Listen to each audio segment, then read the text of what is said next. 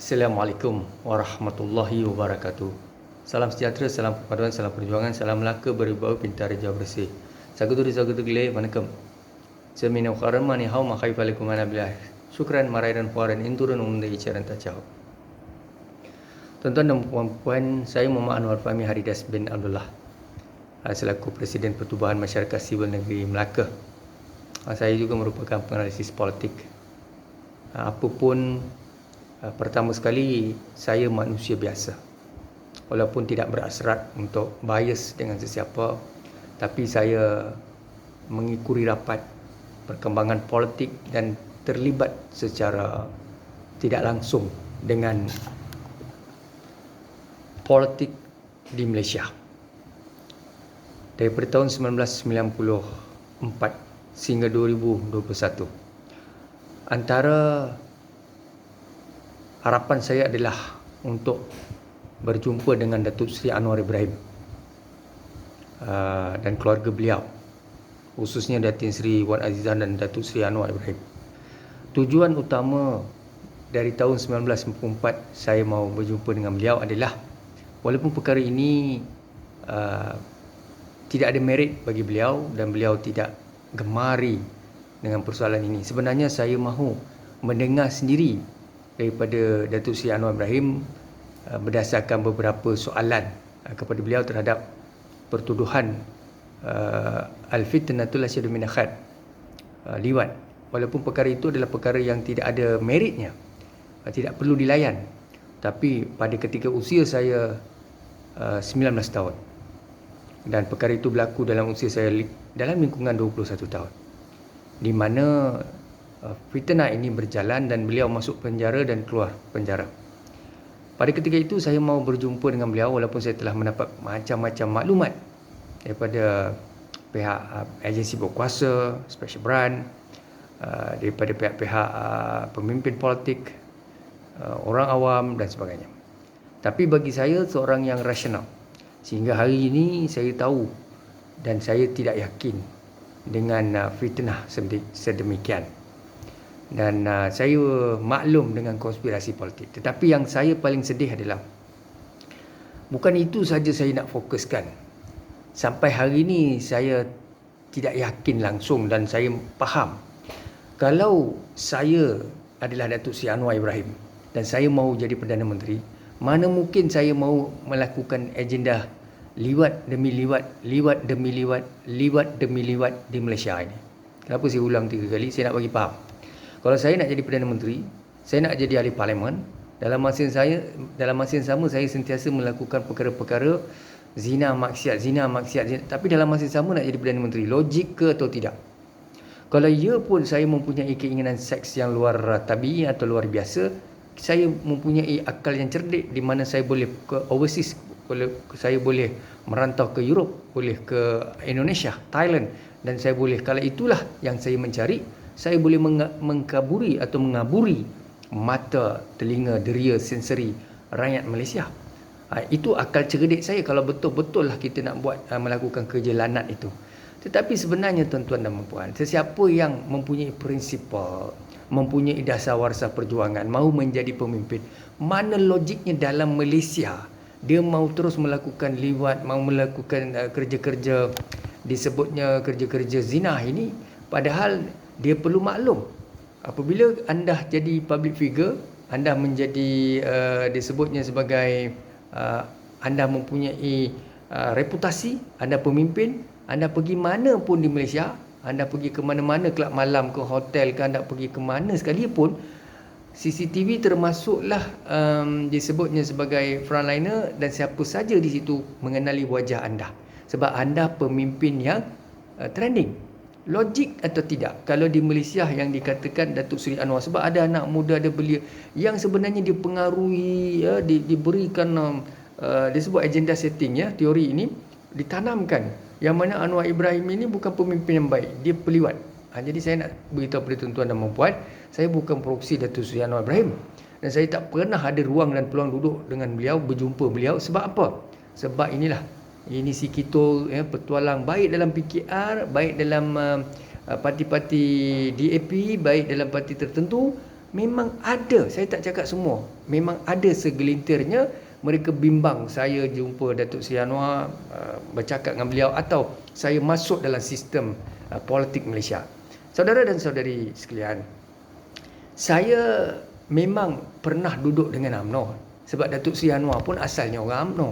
Memang dia duduk berjuang dalam UMNO lama, anak kesayangan Tun Mahathir, tetapi Mahathir jugalah menyebabkan Anwar Ibrahim sehingga hari ini dilihat tidak layak untuk menjadi Perdana Menteri Malaysia.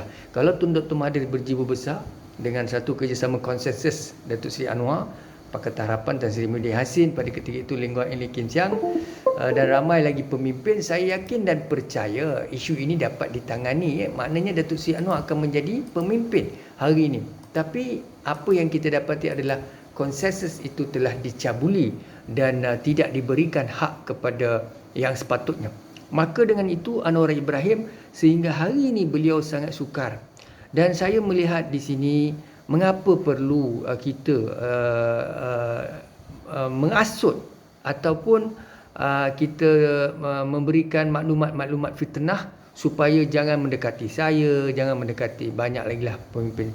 Seperti di Melaka, saya mahu sebut begini, saya minta sebagai umat Islam begini ya. Ramai orang berada dalam politik baik DAP, Amanah, Pakatan, UMNO, apa saja parti warisan, PBS dan sebagainya, MCA, MIC, PAS. Kalau kita nak sebut tuan-tuan ni bersih, suci dalam debu, bersih sungguh, tak payahlah bohong. Ya. Hasad, dengki, iri, hati, kianat, ya Allah ya Tuhanku, tak kira siapalah, baik dalam DAP, dalam PKR, dalam Amanah, dalam UMNO, dalam MCA, MIC, tetap ada cemburu, ya. Tidak boleh beri ruang dan peluang kepada orang yang mempunyai kelebihan, ya. Jadi ini sebab apa? Sebab manusia memang begitu. Dia tidak boleh melihat orang yang lebih pandai, cerdik, mahu masuk dalam politik, mahu bertanding, mahu menjadi aduan ahli parlimen, ya. Walaupun tuan-tuan, ya, sebenarnya kalau tengok Lim Guan Eng, Lee Kim Chiang, Datuk Seri Anwar sendiri, Tun Mahathir, Mat Sabu dan sebagainya pun, mereka-mereka ni, Datuk Najib, ramai lagi lah, ya.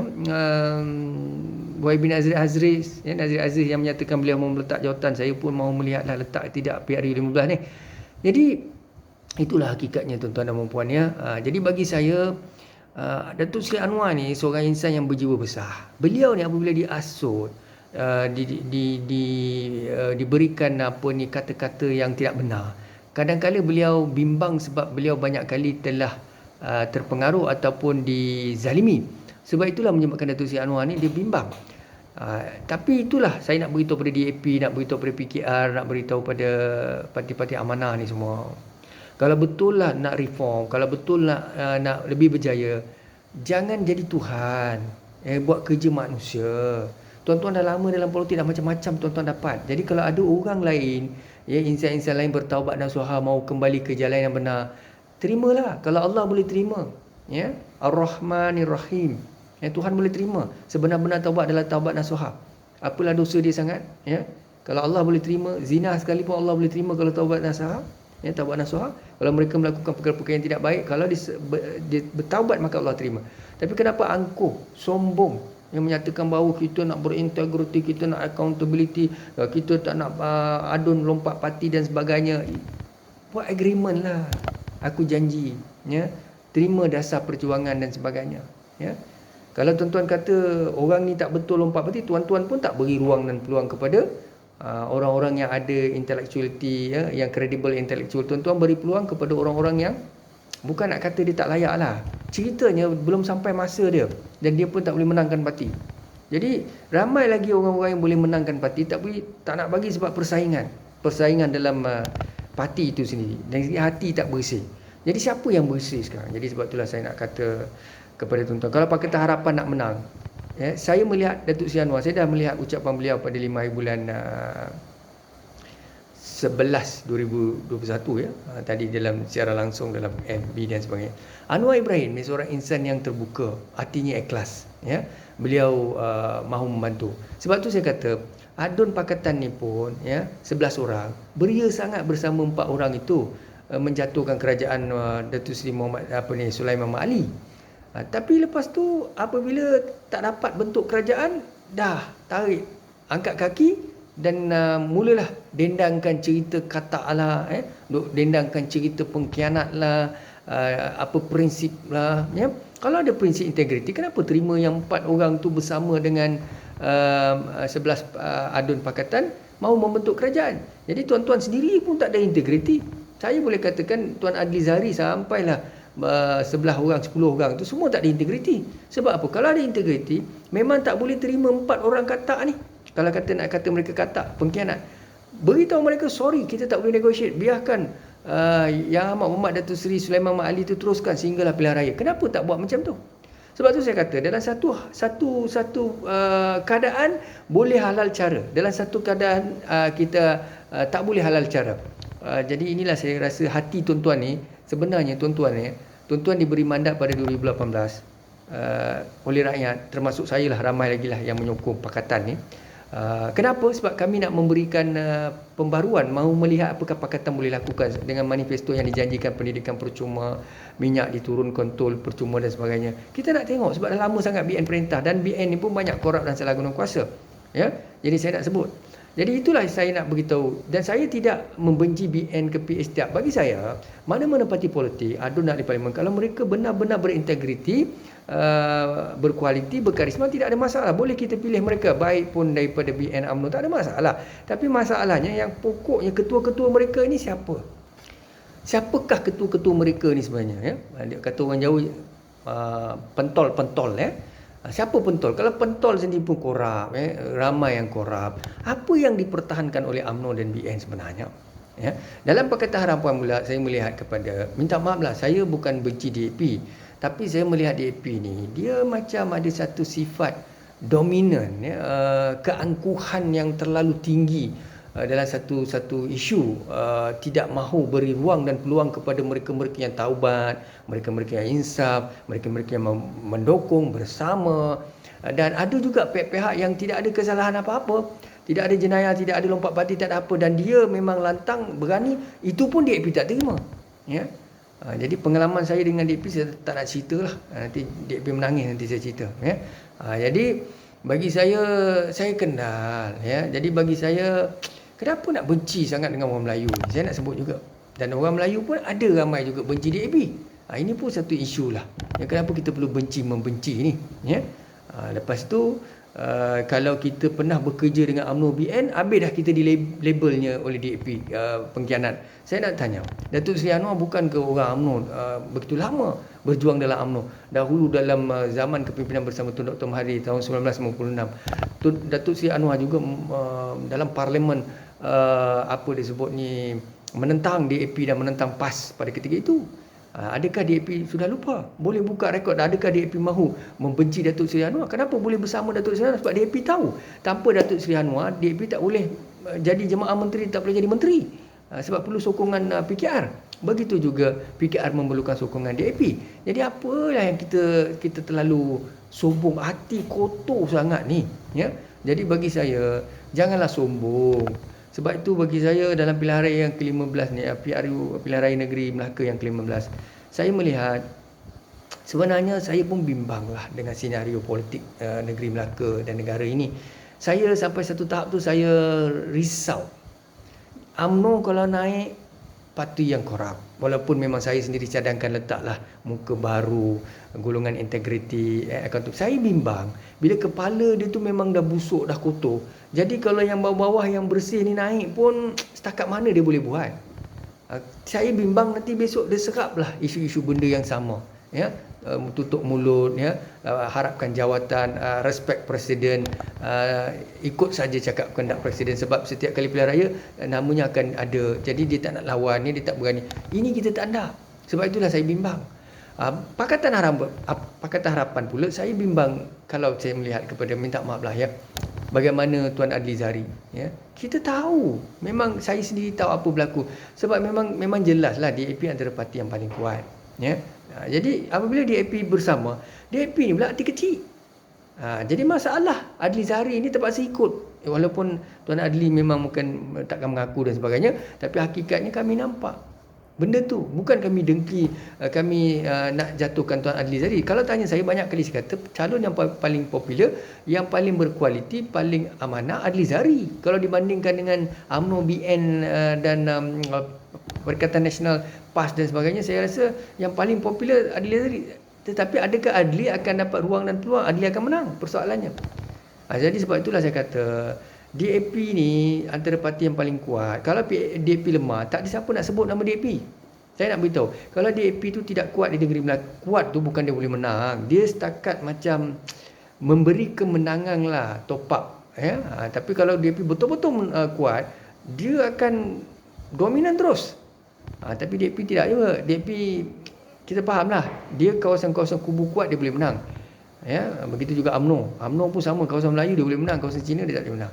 Jadi ini dilema Malaysia ni. Yang Cina menyokong Cina, yang Melayu sokong Melayu, yang India duk perhati sajalah. Sana sini, mana yang dia boleh top up, dia top up.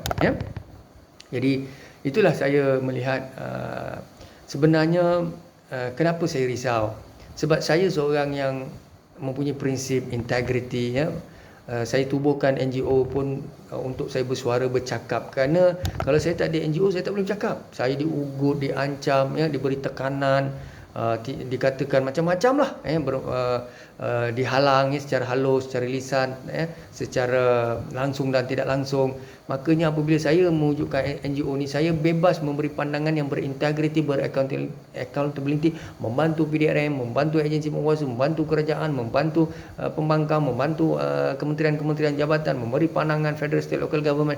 Macam-macam saya dah buat dah. Tak payah nak nilai, nak cakap saya ni, alah dia ni cakap banyak, alah dia ni macam pandai, alah dia ni macam hebat, alah dia ni cakap je banyak, alah dia ni tak ada kekuatan, alah dia ni tak ada apa, aku tahu. Orang yang kenal saya, menteri, jemaah menteri saja tahu. Yang ketua menteri je tahu. Siapa yang pernah dapat dokumen-dokumen senarai, apa yang mereka pernah gunakan, segala maklumat cadangan proposal saya mereka implement di peringkat kerajaan menjadi dasar kementerian, menjadi satu blueprint kementerian. Tuan-tuan tak tahu, saya tahu. Banyak idea saya telah diangkat dan digunakan di peringkat kementerian, kerajaan persekutuan dan kerajaan negeri. Dan bukan saya bangga sangat, tidak. Cumanya orang apabila pandang leki, pandang saya ni macam sampah, macam apa, saya tak ada masalah. Tapi bagi saya ni selagi saya hidup ada nyawa ni, COVID-19 kita tak tahulah bila kita nak mati. Kita pun tak tahu. Tapi itulah saya nak sebut. Saya risau tengok keadaan Malaysia ni. Saya beragama Islam. Keluarga saya semua bukan Islam.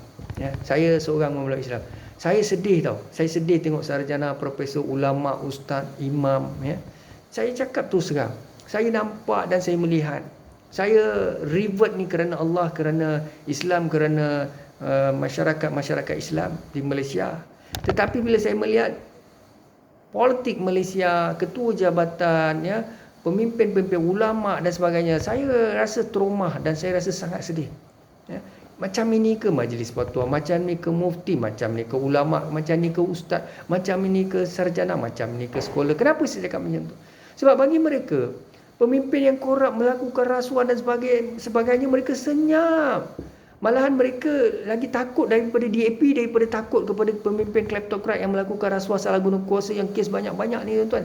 Bukan saya benci mereka-mereka ni semua, tetapi bagi saya, apa sebenarnya nilai Islam? Apa sebenarnya Al-Quran? Apa sebenarnya firman Allah? Apa sebenarnya?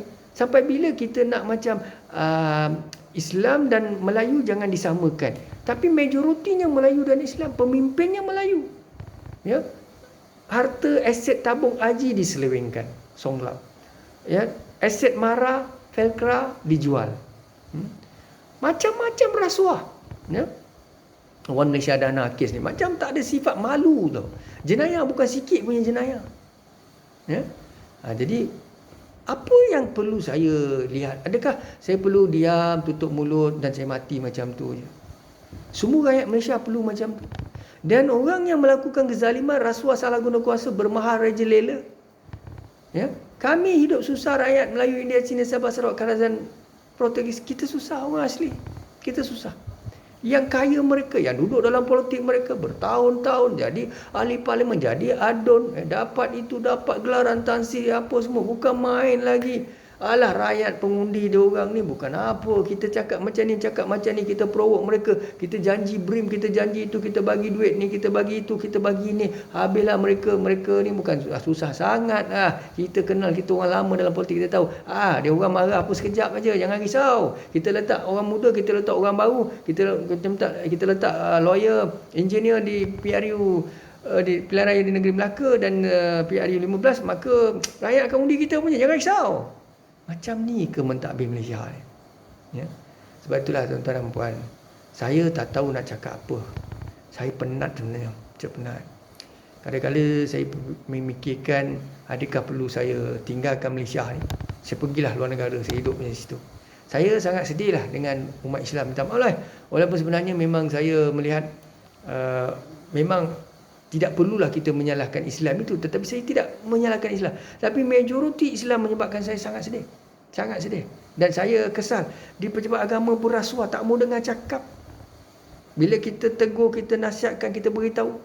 SPRM tu pun sebenarnya dia tak ada kuasakan undang-undang betul-betul dengan serius tau.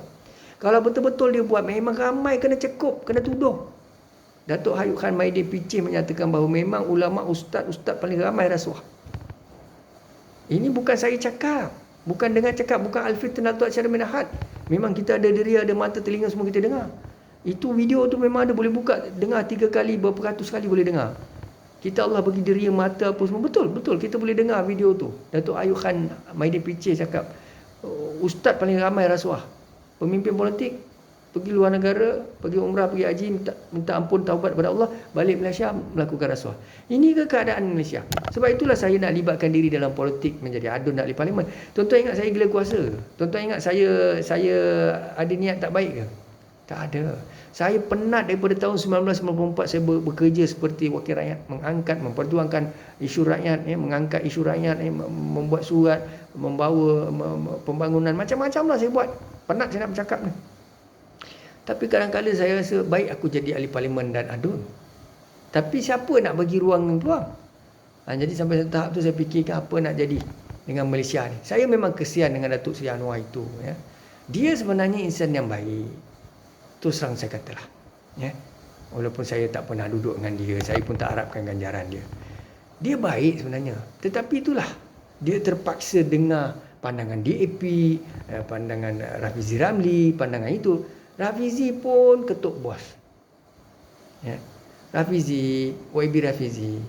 YB ni orang Islam. Kalaulah ada hamba Allah tu, ya, dia insaf sebenar-benar taubat nasuha. Terimalah. Kenapa perlu kita? Boleh menang ke YB Rafizi? Saya nak tanya. YB Rafizi datang ke Melaka ni. Ya, saya bukan cakap apalah. Cuba ambil kerusi Dun Sungai Udang tu. Cuba lawan. Ataupun kawasan Tanjung Bidara ke, ataupun mana-mana lah. Ya, kawasan Kubu Kuat ni. UMNO boleh menang? Tak boleh. Sebab itu bila ada orang yang boleh memenangkan Pakatan Harapan dan mereka ada perjanjian dengan kita dan tak ada masalah. Seperti mana BN UMNO melakukan perkara yang sama. Ya. Tok Mat. Ya. Muhammad Hassan. Maklum kan? 28 adun BN UMNO bebas daripada Tapisan Keselamatan dan akan ada perjanjian besok. Peguam merangka. Kenapa PH tak boleh buat? Kenapa mesti kita benci? Jadi itulah. Saya melihat kalau macam inilah gaya DAP pun ke mana, Amanah pun ke mana, PKR pun ke mana, sampai kematilah tuan-tuan. Jadi tuan-tuan tengok UMNO BN, ada perlu belajar daripada mereka. Mereka kleptokrat ke, tuan-tuan nak cakap mereka rasuah ke, nak cakap mereka tak betul ke, parti busuk ke, parti apa, mereka tetap macam ni.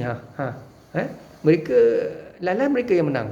Yang tuan-tuan ni bukan main integriti lah, apalah, inilah tak boleh bagi katak lompat lah, apalah. You sendiri yang gunakan ayat tu untuk kepentingan you, untuk you pegang jawatan you.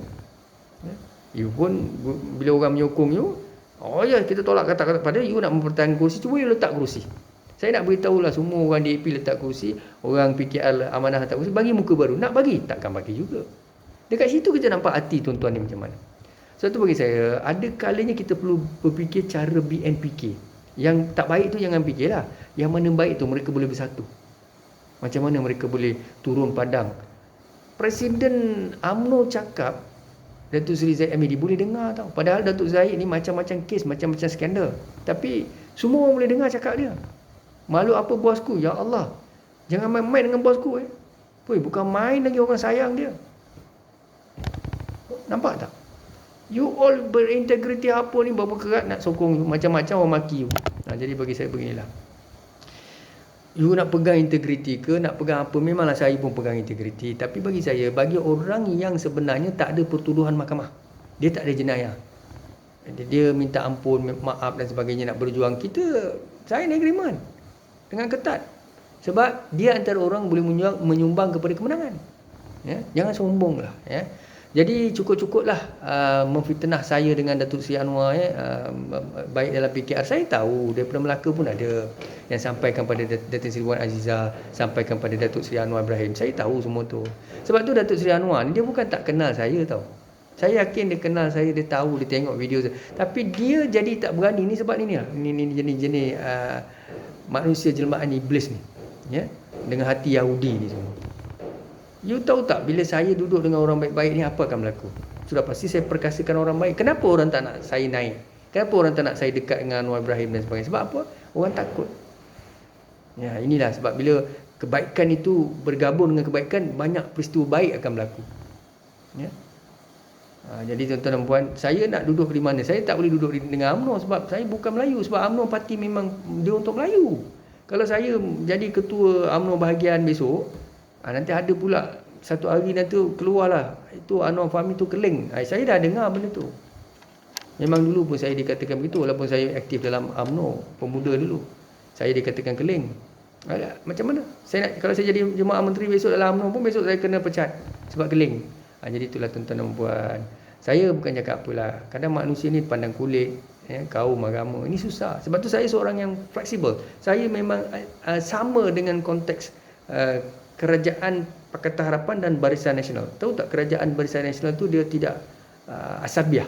Begitu juga Pakatan Harapan, PKR. Samalah saya punya perjuangan. Tetapi siapa yang mana saya boleh masuk? Di sini. Bukan saya mengharapkan sangat. Cuma saya nak beritahu pada Pakatan Harapan walaupun saya ada platform yang berbeza, jawatan berbeza. Ini saya bercakap sebagai Presiden NGO Melaka. Kalau saya bercakap sebagai penganalisis, cara profesional, cara itu berbeza. Bila bercakap atas wajah dan juga kedudukan jawatan Presiden NGO, mestilah cara cakapnya lebih kepada jiwa rakyat, kebangkitan perjuangan, lebih kepada isu berkaitan dengan menolak kleptokrat dan sebagainya. Tapi bila jadi penganalisis, terhad. Jadi saya tahu macam mana. Tapi saya juga ditakuti. Memang dia orang takkan bagi ruang dan peluang untuk saya naik. Jadi tuan-tuan dan puan, apa pun bagi saya tak penting diri saya. Yang pentingnya adalah tuan-tuan yang duduk dah ada jawatan. Jangan tak ada idea, tak ada blueprint, akal pun cetek. Kami kat bawah nak kena bagi idea bertahun-tahun. Kami yang kena menulis, bagi proposal dan sebagainya. Lepas tu tuan-tuan dekat atas tu pun tak fit dan sebagainya. Jadi berilah ruang.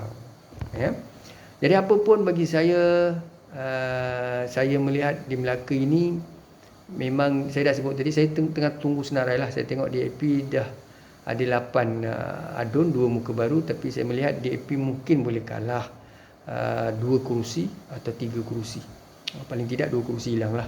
Antaranya, tak silap saya, di Gadik, dan satu lagi kerusi di Pengkalan Batu. Ada seorang budak yang 25 tahun, Muhammad Dennis. Yang itu saya rasa kemungkinan besar. Dan satu lagi di Dun Bemban Melaka. Yang ini pun risiko dia tinggi. Dia boleh menang lah DAP tapi tipis. Saya tunggu PKR punya senarai dan tunggu Amanah punya senarai dan juga UMNO BN. UMNO BN ni bagi saya dia pun tak boleh menang bergaya lah. Dia pun tak boleh menang bergaya.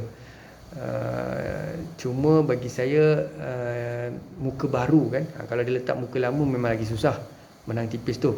At least kalau dia letak muka baru di kawasan Melayu boleh menang. Tapi di kawasan China dan India sukar sikit lah. Jadi ingat, saya ni seorang yang sebenarnya saya tidak mahu membenci parti politik. Saya tahu parti politik ni tak bersalah. Yang ada dalam tu manusia-manusia itu yang bersalah. Saya tidak menganti pada BN UMNO, tak anti pada PKR, pada Pakatan Harapan. Tetapi sebenarnya saya ni memang selalu dilihat sebagai orang pakatan. Ya, orang Anwar Fahmi ni Anwar Ibrahim ni orang. Anwar Ibrahim memang saya daripada dulu dikatakan penyokong kuat Anwar Ibrahim. Tapi Anwar Ibrahim tak pernah, Datuk Seri Anwar tak pernah pula jumpa saya jumpa beliau. Tak pernah sekali pun. Ya, sebab apa? Inilah yang cocok-cocok ni. Iblis jelmaan manusia ni, pengkhianat semua ni. Dia dalam PKR pun ada, dalam DAP pun ada. Saya tahu, sebab tu saya berani bercakap. Apa dia orang buat pada saya di Melaka. Datuk Seri Anwar, you nak tahu apa dia orang buat. Sebab tu dia orang takut saya jumpa you. Bukan saya kalau nak bercakap dengan you, kalau benda fitnah, saya tak cakap live macam ni tau. Semua orang dengar satu Malaysia. Ya. You fikir sendiri.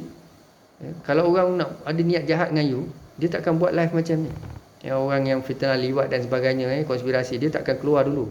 Saya ni cerita semua tau. You ni orang baik, you bukan liwat, you bukan peliwat, you dizalimi dan sebagainya. Bukan nak mengampu you, memang saya tahulah you bukan macam tu.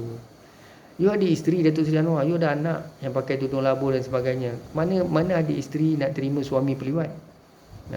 Kaki perempuan. Tak ada. Jadi itu fitnah Datuk Seri. Saya minta ampun dan maaf. Tapi apa pun saya nak beritahu Datuk Seri Anwar, you seorang pemimpin yang jiwa besar. Tetapi dikelilingi oleh parti politik dan orang-orang yang jiwa kecil. Dia pandang macam orang tu lompat tu macam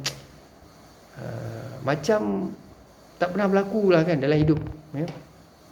Kalau ditolak pun, bagi saya tak sanggup tau dengan satu kerajaan. Saya tak kisahlah siapa nak perintah, tapi tak sanggup dengan satu kerajaan kleptokrat, rasuah, salah guna kuasa.